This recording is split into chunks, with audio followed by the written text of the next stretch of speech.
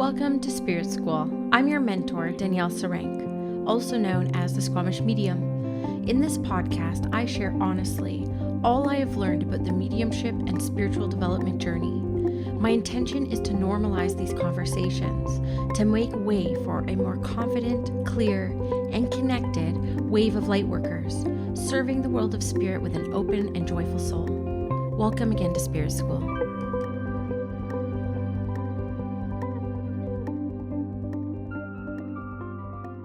Hello, everyone, and welcome back to Spirit School. I'm really excited to bring you an interview with somebody who's been my mentor since January. His name is Dominic Boag, and he is 29 years young, but he has been doing mediumship since he was 14 years old. And he came to me at a time in my life when I was in the deepest states of grief last year and taking a little bit of a break from my mediumship because it's hard to connect at those higher vibrations when you're experiencing grief. And grief is not the highest of vibrations, but something that none of us escape in this life. If we have love, we will experience grief. And I had a reading with him, which was just really amazing. And I ended up buying a reading for my best friend from him because I had such a positive experience. I've been able to watch him demonstrate multiple times this year. And he's just one of the kindest and most generous souls I've been able to work with. And I just couldn't wait to share him with you guys. So this is my interview with Dominic Boag. I hope you enjoy the questions I asked and the experience of all the different teachings and the stories that he shares as part of his journey. And one day I will be recording a podcast episode about the journey through grief and how that really changed my mediumship. And I do hear, you will hear through this interview a little bit about that, but I do intend on doing a deeper dive episode on that experience because a lot happened through it and a lot changed within my mediumship, a lot changed within my own self from going through that experience. And he has been really a catalyst for me in not just the healing journey, but finding my confidence once more in mediumship because, you do come back on a little bit of shaky legs after such big heartbreak. And he's been just very motivational for me and just always pushing me in the most gentle of ways to get to that next step and to get to that next level. And sometimes even giving me a little bit of tough love where he's like, okay, Danielle, it's time. You just got to get out there. I want you to schedule in 5 readings next week. Where people pay and it's time to just fully come back. And I love that about him. It's the most gentle, as you'll hear from his voice and you'll hear from his demeanor, his cadence, his expression is just so gentle, but he's not afraid to give that tough love push as well. So I hope you enjoy the interview with my mentor, Dominic Boag.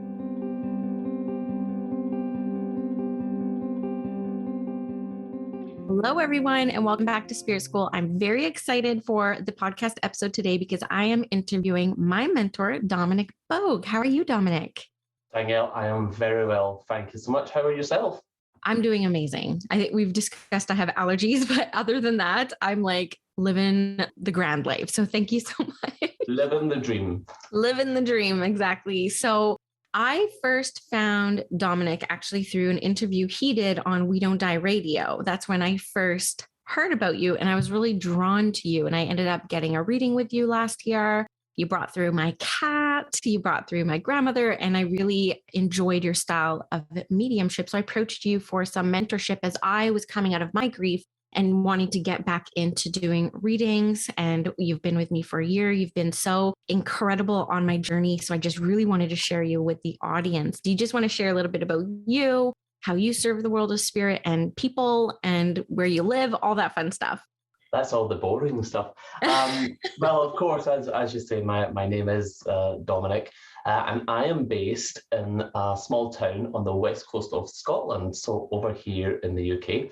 And I have been working as a medium since I was 16 years of age. I started unfolding my mediumship when I was 14.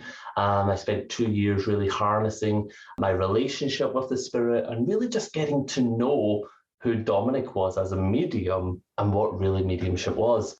And from there, I've went from public demonstrations, private readings, and exactly as you've just said, it's one of my passions, which is helping others unfold their mediumship and really take it to the next level for their private readings or for their demonstration wherever they're going.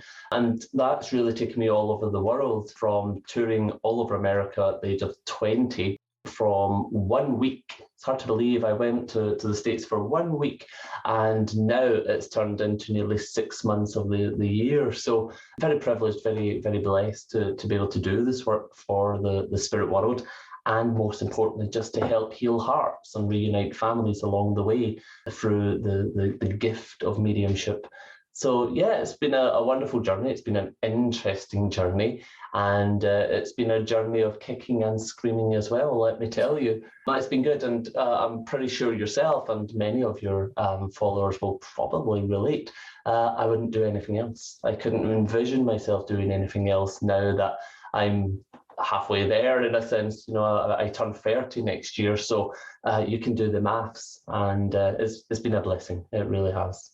Yes. I mean, I have so many questions because, you know, I know you're celebrating 30 coming up. So you have literally been doing mediumship for over half your life. And that's a pretty phenomenal thing to consider. Makes me feel old now, actually, when you say half of your life, you've been talking to dead people. Yeah. Well, and, you know, mediumship first came to my awareness when I was 14. It was when I first became aware of Sylvia Browne and John Edwards through Montel Williams, and of course, the Crossing Over TV show. And I often wonder what my life would have been if I had followed those nudges back then. But of course, it just worked out perfectly at 31 that things unfolded for me. But watching some mediums who come into their gifts younger, just using like yourself and Tyler Henry, Monica the medium, one thing I have always seen and wondered about is just the level of confidence these young mediums have. And I wonder if you have anything to say around that, because I guess my theory, which could be very inaccurate, is, you know, by the time I was 31, I was kicked around by life quite a bit and had been through a divorce and like, you know, traumatic childbirth and all these different experiences. And it took me a while to build my confidence into mediumship. Do you think it helps being younger stepping into this just from a confidence lens, or do you just think that's just an individual journey? You know, we could look at it from both perspectives, individuality and looking at, you know, just youth itself. Personally, I would say, being so young, I guess you could say I wasn't tainted in life, in a sense. I didn't have any worries of if any peers or if anyone's going to judge me. You know, I was still at school, so I didn't have any pre-plan of becoming a medium. And I really don't care what anyone says, but, you know, people don't just jump out of bed one day and say, hey, I'm going to be a psychic medium. You know, there's the spirit put you on that journey, whether it's when you're 14 years of age or whether it's when you're 40 years of age. You see, it's all about divine timing and when that soul is ready to answer that call of the awakening. But yeah, you know yourself, when you're young, when you're still in school, when you don't have a care in the world. You really don't.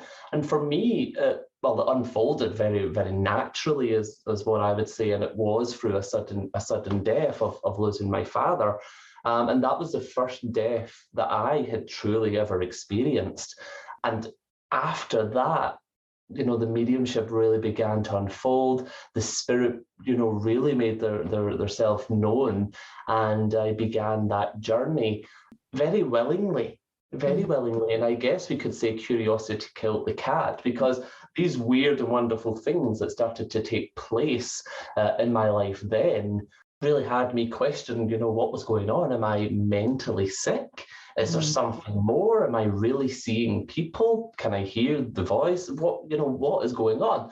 And I just, you know, threw caution to the wind and walked through the Spiritualist Church door, and things took off from there. So being young, I truly do believe that in some way we don't have any pressure of needing to be logical thinking or be an adult, as you say, be a wife. Nowadays, being a mother takes a lot to let go of that baggage and really believe in what you are going through as a journey as a medium. Absolutely.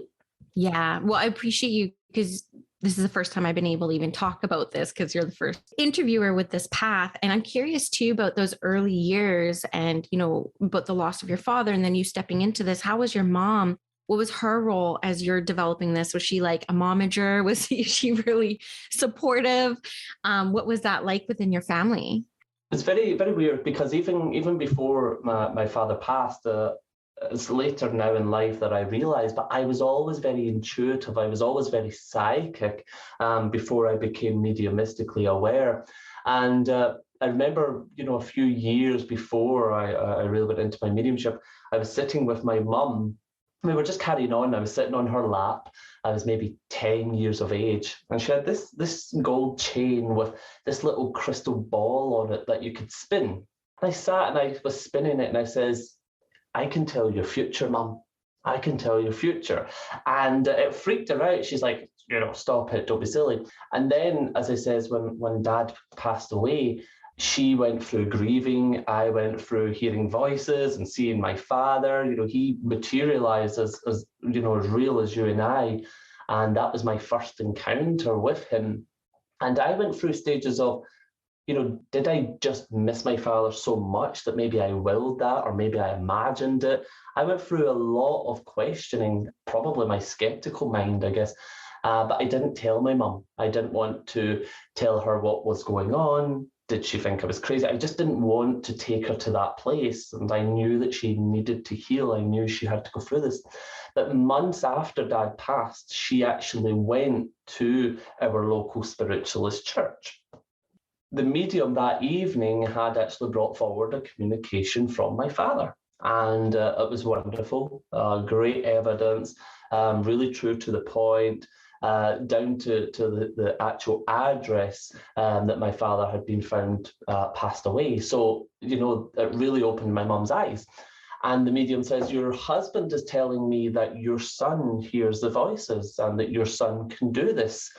And my mum probably gave her a look of death, like, now you're crazy. And she says, and he's telling me that I will train your son. So my mum came back that evening and she says, do you have something to tell me? And I'm looking at her like, oh, she knows I've been bunking off of school, And I'm like, no. And she says, that lady, Baba, and she started to tell me that, my dad had came through, and that's when, in a sense, I broke down and I told her the things that I have been experiencing. And after that, when I went to the Spiritualist Church myself, and again received a contact from Dad, and I just felt, this is home. This is where I'm meant to be. This person is basically seeing what I can see, hearing what I could see. It just felt like I could relate.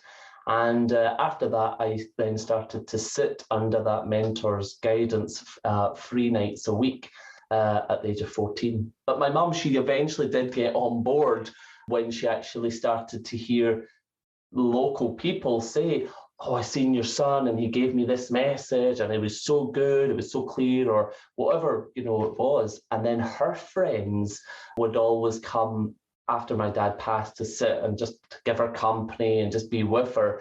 They then started to ask me to practice on them what I was learning at Circle. So my mum then started to see it come into action and things. But no, it wasn't an easy journey as mother and son for my mum believing that her son can communicate with the departed. But now she is a great support, and I like to believe she's very proud in what I do. Yeah.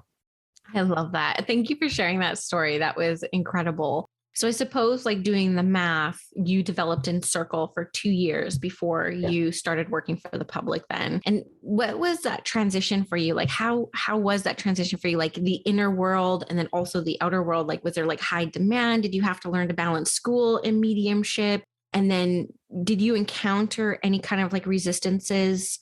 Like for me, I was very nerve-wracked going into public work 3.5 years into my development, because meeting that need was like at the top of my list, and it really ignited a lot of fear in me. You worked with me, you know how my mind works and the pressure I put on myself, right? Did you have any of that? Or are you just like, I'm just going to show up and see what happens? Well, in the 2 years of developing, I certainly wasn't going into school and telling my friends, hey, guess where I go on a Tuesday and a Wednesday and a Thursday. I certainly kept that all to myself in a sense. But yeah, I really went from 2 years of starting to develop, starting to understand it. And we were very blessed where we developed, because in one of those evenings, we actually got an opportunity to stand and to give a communication to, the public. And the first time I'd done that, I was like, oh God, what's going to happen? Is this going to be possible, or what's going to go on? Because it's okay in a circle, because you become familiar with people, you feel comfortable in a circle. But when it's the public, I just stood in my power. And to be honest, Danielle, I didn't have anything to lose, you see. Mm-hmm. So I just stood and I unfolded, and I maybe got to do that, once a week for 2 years. And then my mentor started to take me around different places here in Scotland to serve. And then before I know it, she says, now you're ready. And the churches around Scotland were then starting to book me. I was starting to take the services in my home church, and it really just grew. But I really started to realize, why, what's going on. People are actually asking me to come and do readings for them, to book in at the church, to have a reading. I thought, that's crazy. There's other people, and she's been doing it for 5 years, and she's 10 years, and she's a professional, and I'm just, a little schoolboy in the early stages. And that demand just really got stronger and stronger and took off. But I didn't let it interfere with my social life, if you understand, with schooling and things, until some of my friends' mums were starting to appear at the church, and then started to see me. So slowly but surely, as maybe then I got into being 17, people then started to realise what Dominic truly was doing when he couldn't come out to play on the Tuesday, Wednesday, and Thursdays. Yes. Oh, that would just be absolutely wild. Like, invite Dominic over. Let's have Dominic over for dinner. He might bring some of his friends. Exactly. That would be so fun. I love hearing that. And something I get asked a lot in my own containers, because I'm 8 years into my journey now. My daughter turns 8 tomorrow, which is kind of like the signifier that I've been on this development journey for 8 years very consciously. And one of the things I get asked a lot is like, do you think you get better as time goes? Do you continue to improve your connection with spirit and the type of information that you can kind of bring through? Because you've been doing this for half your life now. So have you noticed the progression? If we look at what mediumship really is as well, of course we can only improve, but we will improve through life experience itself, because that's what we will use through mediumship. That's what we as a medium will relate to as the spirit communicate with us as well, as life experience in a sense. But I'm a true believer that consistency, so the more and more that you're practicing, and the more that you work with the spirit, you've heard me many times talk about building that relationship with the other side, can only get stronger and stronger. And we've got to have a good balance. We've got to have an equilibrium of your normal life as a human being, as a soul living here and having an experience, also then having your life as a medium and constantly communicating. So we have to have that balance.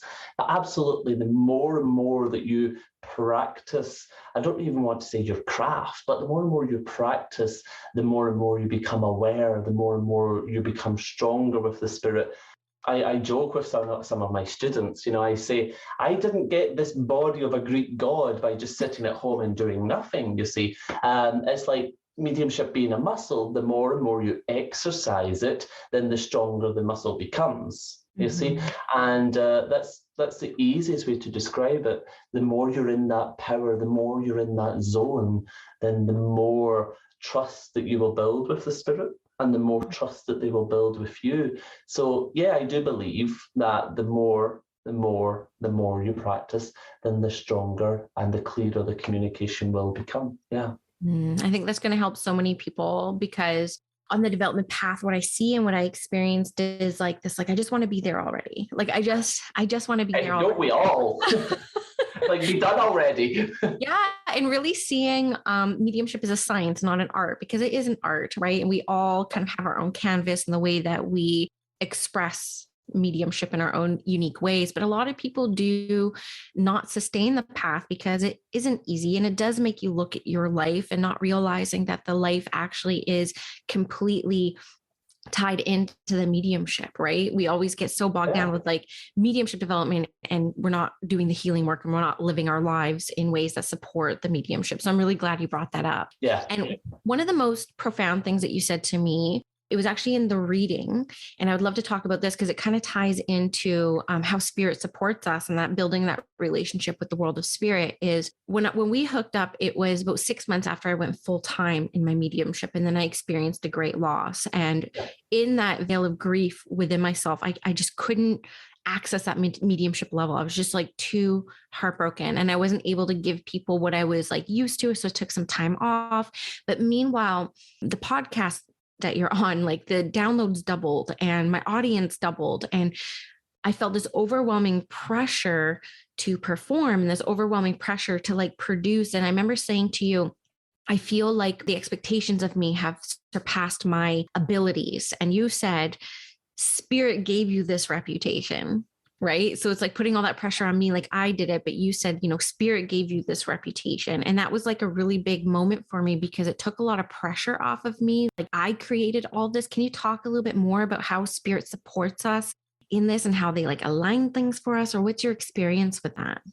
Well, we have to remember that as we build this, this relationship with the spirit, it goes hand in hand, you see. And although we have to deal with our own life, I always say to people, I was a human being before I became a medium, you see. So it's important to always check in on your own life. You see, how can you help heal other people when you're broken yourself? You see, you're grieving, you had to take that time for you. But just because you weren't necessarily connecting with your clients and delivering them messages didn't mean that the spirit world weren't working behind the scenes, you see? So they never abandon us. But when we're at a time of desperation and we're at a time of need for oneself and physical life, they gently just take a step to the side and support us and still walk side and side with us. But when we start looking at trying to be a performing monkey, to meet that expectation, how can we truly put an expectation on communicating with an individual? Well, we can't, because what we're dealing with is a personality. We're dealing with someone who's got their own traits, their own personality. They may be stubborn, they may be flamboyant, they may want to give you the world.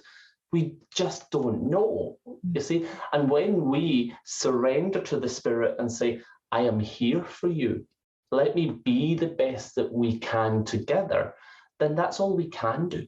If you show up for the reading, I say to my clients, just trust that the spirit will show up, you see. And we can only give what we receive in that moment.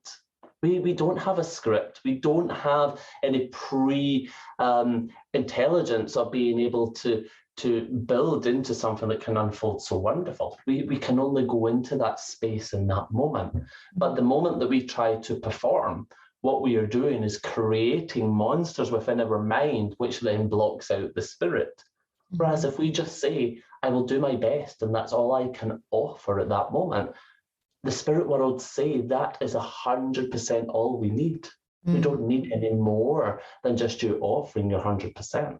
You see, and it took me a while to realize, they, on the other side, they are as desperate to communicate with us as we are to them. So if they have one opportunity to communicate with their loved one who have came for a session, then of course they're going to do their best. But that best may not be you and I's best, but it's the best in that moment.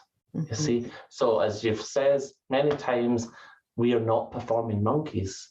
We just surrender and give what we can receive. But spirit never abandon us. They never. Even, I've had students who have done development for maybe 10 or 15 years, Danielle, been out working the circuit, and then they've went through a loss or they've had children.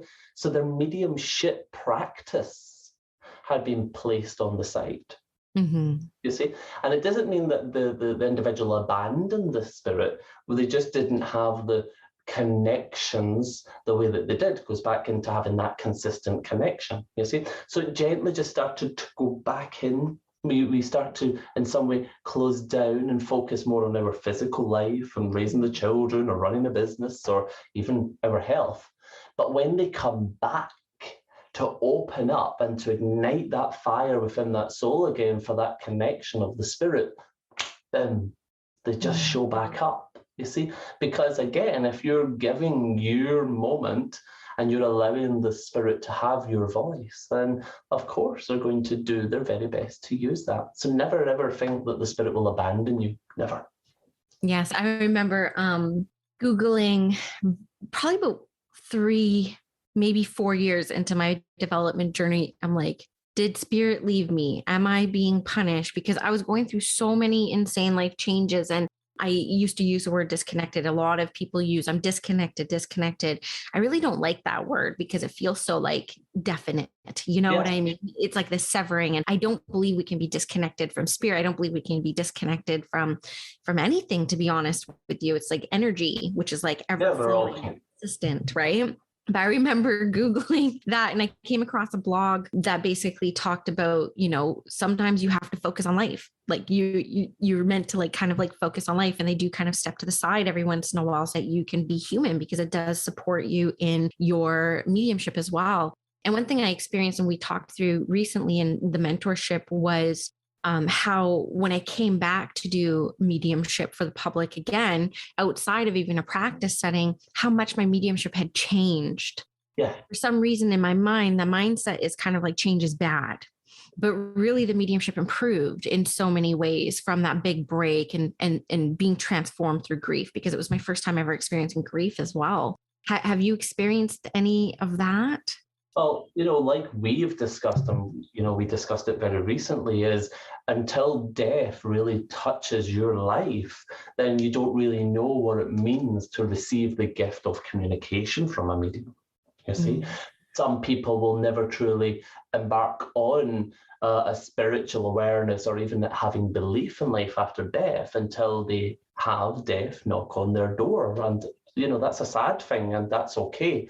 But when we are going through changes ourselves in life, what the spirit world will be doing is having us look inwards. And they will point things out and they will bring our awareness to certain things ever so slightly, so subtle, that then show us. And that's where it comes into personal development and personal growth with the soul and how we move forward. So then when you and I met and we started to look at your mediumship, what you actually were understanding is what mediumship truly means to Danielle now, and what communicating with spirits for clients, what it really means. So we reanalyzed your mediumship, we built a new foundation, and we just looked at it from a different perspective. So for me, even in life today, as you like to remind me, half of my life communicating with the spirits, there has been multiple changes. When I first began communicating with spirits, my clairvoyance was so good. I could see the spirit right down to the Mickey Mouse belt that he was wearing, or the description of the sneakers. He had 2 blue eyes and one was a little bit foggy. I could really, really see. And even when it came to audiences, I could see where the spirit would stand. You see? But then when I was 18, I was struck down with a rare condition that actually made me lose my sight over a very quick period of time. So I actually only have 20% of vision. So I had to analyze my whole life. My whole life was crashing down in front of me. My dreams were basically all over. And I went into a few months of depression where I says to the spirit, no more. How could you do that to me? Why me? So I had to then reanalyze my life, and not once did they abandon me. I always became aware of them, but I shut them off. But then I realized how much I needed them, because I kept getting people asking me, can you do a reading? Can you do this? Can you do this? I need this. But also having feedback coming with readings that had affected people's life and how that changed their life as well. So I reflected of saying, Dominic, you've still got a life, you can still do other things, there's worse things that could happen, pick yourself up, put your big boy pants on. And I've had to bounce back, but they helped me do that. They helped me go inwards first to see the beauty that I still had in life, to then start bringing back into this world.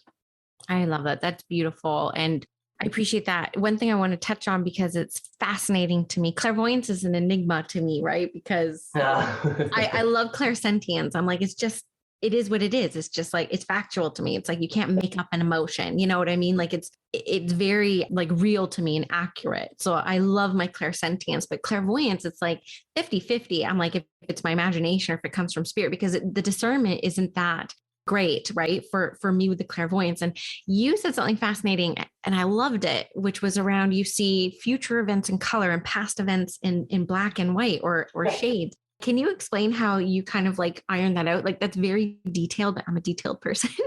Yeah, no, of course, I think people find that fascinating. It all comes back to, me building that relationship with spirit and realizing that when I see imagery in black and white, so whether it's within my clairvoyance or my mind's eye, or whether it's things visually being placed around me. So I started to say, well, is this a memory? So I would then ask the spirit, this image you're showing me, is this a memory? And I would receive, whether it be a feeling or a clairaudience, yes, it's a memory. Your memory, yes. So then I started to look at the past. And again, I tried to be a logical thinker. Most things that we see in black and white are things that have already happened. If we look before we had the beauty of technology, all pictures were done in black and white. So if we see a black and white image today, we know that that's happened, that's then gone in a sense. So I started to realize through this connection with spirit that images I see in black and white would be memories from the spirit, things that they remember, whether it be the old-fashioned car that they drove, or whether it be images of an old house where they lived, anything, you see, anything.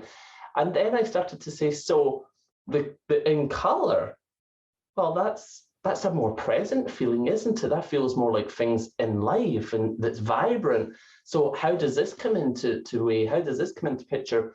And when we analyze images, we have to pay attention to the detail, the clothing, you see, and the details around the images. And I started to realize that's in life. This is something going on. This is what they have seen happen around life just now. So that's something I started to play with, because it then allowed me to say, well, since your mum's passed, she shows me that you have now got 2 daughters and one would have brown hair. Would that be true? Yes, I do.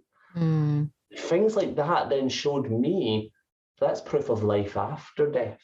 Yeah. Because that's things that this spirit has witnessed since they have departed. So going into details like that through clairvoyance, I just find it absolutely fascinating, because it really does, in a sense, bring the communication to life for the client as well. Because if you go through this life grieving with horrible thoughts or images of someone's last moments, they're not always the greatest, are they? So if we can take that away from the grieving client and say, your mum shows me the time that you both were paddleboarding in the lake and she pushed you over. Do you remember this? Yes, I do. Well, it then actually replaces that dark moment, which is only a moment in their life. It's not a lifetime. It then brings in a healing. It then replays the life they shared together, you see. So in a sense, the clairvoyance can also bring the communication to life. Yeah, I love that. And a really important word that you mentioned within that is that you had to play. You had to play around with it for a while, yeah, and to kind of iron it out. And it's something that I talk about in my 6-week program. Is the reality of this is it took me getting some things wrong dozens of times before I started ironing it out and giving yourself time and space to be wrong and to like not get yeses all the time, to kind of like flesh out what some of this communication is. And that's a barrier I see to a lot of people developing as well, is like not wanting to be vulnerable enough to like play and just see like, what is it that they're trying to express? It's got to, I says to you, I think I just said to you yesterday, let's focus rather than the destination, focus on the adventure. And that's what spirit, even every reading I do, I have 3 sessions when I finish with you this evening. I don't know how they're going to go. I don't know who's going to come and communicate with me. All I know is I have a 7, an 8, and a 9 o'clock appointment. point blank. Mm-hmm. So I'm looking forward to that. I'm excited for that. It's an adventure, you see, and playing around with the spirit is where we learn. But if we are always 100% perfect, which I really don't believe we can be, if we are, then we will never learn. Whereas when we receive information wrong, we then go back and say, well, how did I get that wrong? What were you trying to show me? Where was I misinterpreting? Or what did I create? You see? Mm-hmm. So it's about having or allowing yourself to be wrong. You know, I say to you all the time, do not be scared to be wrong. Because it doesn't mean that you're wrong. It could be you're misinterpreting. Mm-hmm. Could be that the client isn't understanding right at that moment, or it could be that the information is just unknown at that time that could then come later. So just surrender to it, but go back to the spirit and say, give me something more that could validate that, or give me something else that could help point this information in the right direction. Have that relationship with your communicators. Be open to be wrong and just say, well, you know, if it's wrong, it's wrong. I do apologize. Yeah. That's all you can do. You're only human. Yes. But have fun. Mediumship's got to be fun. Yeah, I've noticed a lot of shifts in working with you this year, just being more courageous in my mediumship, going for everything I get. And you helped me. I remember even just a couple of weeks ago doing a reading in front of you where I was like, oh, Dad sees that you have like new vehicles. You're like, what color are the vehicles? And forcing me to get like those details. And I was able to get it. It's just like being your own mentor in those moments, just saying, you can get this, like push for it. Like you don't be afraid to kind of get it wrong. And it's been really freeing for me. And the other thing I do notice, like what you're just talking about, is like I do wake up whenever I have readings on the docket now. It's like I get really excited for them. I'm like, I'm excited to do mediumship today. It's been this really kind of like beautiful year of unfolding and just changing so much, thanks to you just like pushing me continuously. Okay, it's time to do this now. Now I think we're going to focus the last little bit of our year together on groups and facing some of those fears, right? And that's what it is. And that's the biggest thing. And, you know, let's face it, fear holds us back in this human experience in anything we do, not just mediumship. You see, whether it be roller coasters. I do not go on roller coasters. I do not go on fast things. I do not go on things I don't have control of because I have that fear. I'm a big scaredy pants. But I choose not to overcome that. I don't need to overcome that because if I don't go on a roller coaster, I couldn't care less. You see? So I don't worry about that. But there's other things in life where we have to say, this is holding me back. So let me just surrender and trust. It's the same with mediumship. Please do not be under any illusion that I first stood up and says, I'm coming to you with the lady with the blue jacket. I've got your son. He tells me this. He tells me that. Absolutely not. I had to start small, build that confidence, be courageous, and throw caution to the wind. I had to give myself that permission to say, well, if it's not her son, then it's okay, but it's her nephew then. You see, and then go on into the communication. Well, why did I feel it was her son? Would you understand that you raised him? Yes, I did. Mm-hmm. So I then realized, actually, Dominic, you're working with the emotional bond that spirit and the recipient had together. So there's magnitudes, but it's all about these learning curves. These no's give us learning curves. You see, so for anyone watching, the greatest thing I would say is allow yourself to be okay to get it wrong, because then you can go back to the spirit world and say, well, where was it going wrong? What did I do wrong? Because then you will learn. It's all about growth.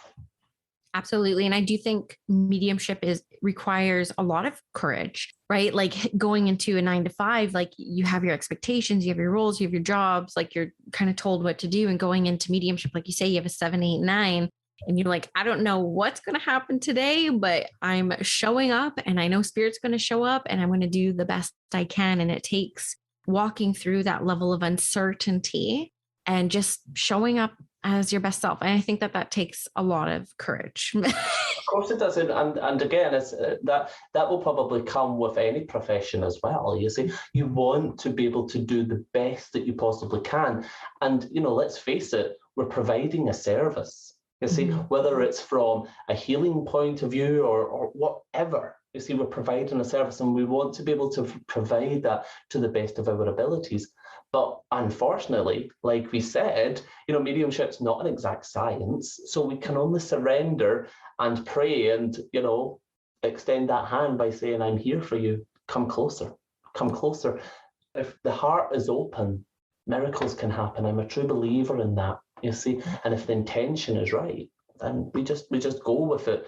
But we have to stop putting ourselves into a performing monkey situation or I must, because in reality, we just never know. So be okay with that. Find your courageous side, find your vulnerable side. Mediumship, it's good to be vulnerable in mediumship as well, because coming out of your comfort zone will help you become the best version that you can. Yeah. Like yourself, when we first got together and I seen the organic mediumship that you could do, and you said to me, I just feel I could do more. I could go into many layers and depth, and I just don't do it the way I used to. I says, okay, let's start right back at the very beginning. Let's look at your mediumship again and let's just take it further. But I had to take Danielle out of her comfort zone. I had to take you away from old teachings to show you my way of thoughts to see if it could work for you. But you had to surrender to do that. You had to trust Dominic to do that. But most importantly, you had to trust the Spirit to guide you in that moment as well. Yeah. And I really appreciate that. And, going back to even something earlier said about how we kind of change and evolve and stuff, since going through that experience of really deep grief, I actually attract and can hold space more for people in deep grief. Whereas before, because I didn't understand it, I would attract more lighthearted readings or just people just kind of curious. And then this year, since kind of opening up and the game being kind of broken down and regrowing myself through my mediumship, I'm actually able to work with broken hearts at a level I couldn't before. It's been kind of this beautiful, there's that saying break down to break through a little bit, right? It's very true. But again, even for me, if I'm with clients and we are going through an emotional journey, an emotional part through the reading, I say to them, I just stare them straight in the face and I say, please break down in front of me if you need to, because I understand. Yeah. Because they might not feel comfortable around people to be that person. Some people try to be so tough and so strong for the family. They don't have that opportunity to just break down and let it all go. And I say, give it to me. Let's take that so that then we can replace those tears and the sadness with the beautiful memories and the messages and the communication. Yeah. We've got to break through. You understand that? Yes, I appreciate that. So what are some tips or advice or inspirations you can give to people who are just developing their mediumship? What do they need to know? What are some of the most important things that they need to know? The best teacher they will ever find is the Spirit. Definitely. To go and see as many mediums demonstrate as they possibly can, because every medium will work in their own unique way. So it's good to go and see how people work and what feels right, what feels wrong. So just go and observe the world of spirit. And again, we've got the beauty of YouTube nowadays as well, where we can watch mediums from the past, even present mediums. But I would certainly say go and experience. I would stick to one thing. I see many mediums in development will try to jump from mental mediumship, trance mediumship, angel communication, whatever. Find what your forte is and find what your passion is, and then really harness it. And then if something else comes around, then trust that the Spirit have guided that. Definitely get into a circle. Find a safe space where you feel comfortable with a tutor that you feel comfortable dedicating time to, so that they can nourish you and guide you, but be able to get a circle so you can practice. Like I said, getting into that zone and building that power. If you can do that more frequently in a safe environment and space with people that you trust and feel comfortable to be vulnerable around, then you will build that relationship with the spirit world. But yeah, the greatest tip is just have fun with it. Have fun, and do not compare yourself to others. Don't compare yourself to other mediums, because the spirit world certainly don't want Danielle to be another Dominic, because trust me, one's enough. They've seen something ever so beautiful in you. That's why they started to build their attention to you.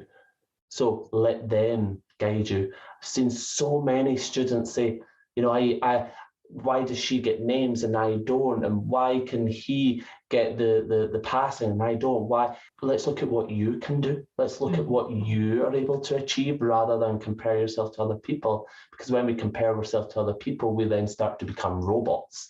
And then the natural, organic mediumship that's already there, we start to then manufacture. We don't want to do that. We want to just to flow naturally.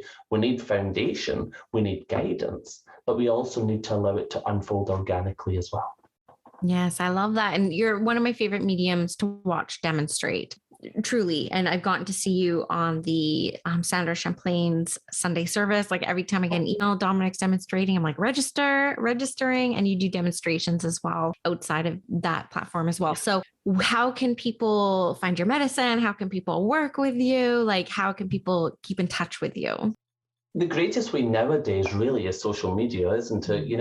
They can find me just by typing in Google, but just Psychic Medium Dominic Boag on Facebook. I'm very active on there. I post my events, I post my journeys, and I just, I try to be as interactive with the fans or the followers, whatever you want to call them, as much as possible. And for any of my events and private readings, they can only get all that information one place only.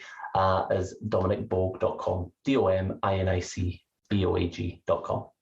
Yes, and we'll have links to everything below, so you can just kind of like click on them. Definitely check out. He does demonstrations and classes. And are you still doing a retreat next year in Scotland? We are indeed. We have two. The first retreat sold out in 9 days. So we're running that for 5 days. Myself, Scott Milligan, and Josephine McKenzie. And because it sold out so quickly, it was only fair, wasn't it? I mean, let's be serious. It was only fair to then do another date. So we have another one in October, the same venue as well. We've been so caught up and locked at home for nearly 2 years, and people have been missing their development. And it just felt right now to try to come together. And that's what we've named it, Together with Spirit, So yeah, I'm looking forward to that. I need to come. Scotland's my favorite place in the whole world. I used to go every single year. I mean, people are just going to love your accent. I love the Scottish accent. And I need to find a way to get there. I'm so bummed I missed the summer one, but with the babies, I'm like, of course. But it's my 40th next year. So I do have a little bit of a leg up. You're like, come on. For my 40th, I'm like, maybe I can go to Scotland by myself for a week. To yourself. Right. So I just try to save a spot for me, because I'm like, I love Scott Milligan as well. Like his trance is amazing. And Josephine, I got to read for, so love her as well. You did. Yes. And so thank you, Dominic. I'm so happy to have you on the podcast and get to share you with the world. Absolute pleasure. Thanks so much for having me. Yes, you're so welcome. I really hope you enjoyed this episode of Spirit School. If you did, please leave me a review and a rating wherever you're listening to this podcast. And if you do feel called to share this with your friends, thank you for tagging me on Instagram at Squamish Medium so I can also share. It really helps get the word out about the podcast. If you're interested in working with me in my one-on-one mentorship, a reading, or all the various programs that I run, you can go to squamishmedium.com or check me out on Instagram at Squamish Medium. The link in the bio has everything I am currently working on in service to the world of spirit. Have a great day, guys.